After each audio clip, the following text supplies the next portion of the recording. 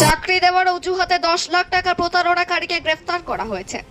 অন্ডাল থানার শারদাপল্লী বাসিন্দা অমিত পাসওয়ান ও তার বোন বাবলি পাসওয়ান প্রাথমিক বিদ্যালয়ে চাকরি দেওয়ার অজুহাতে 10 লক্ষ টাকা প্রতারিত হয়েছে। অভিযুক্তের নাম কার্তিক করণদেব। বলা হচ্ছে কার্তিক করণদেব হাজারিবাগ জেলার গোড়হর গ্রামে একটি বেসরকারি গুরুকুল স্কুল চালান। এখানে দুর্গাপুরের মুচিপাড়ায় থাকতেন। গোপন তথ্য অনুসারে কার্তিক করণদেব অমিত রঞ্জন নামে আরো একজন সহযোগী হয়েছে যে এখনো পলাতক রয়েছে। অমিত পাসওয়ান ও বাবলি পাসওয়ানের কাছ থেকে টাকা নেওয়ার পর কার্তিক করণদেবের কোনো খোঁজ পাওয়া যায়নি। বৃহস্পতিবার পুলিশ অভিযুক্ত কার্তিক করণদেবকে ঝাড়খণ্ড থেকে গ্রেফতার করেছে। অন্ডাল থেকে জিতমিস রিপোর্ট নিউজে।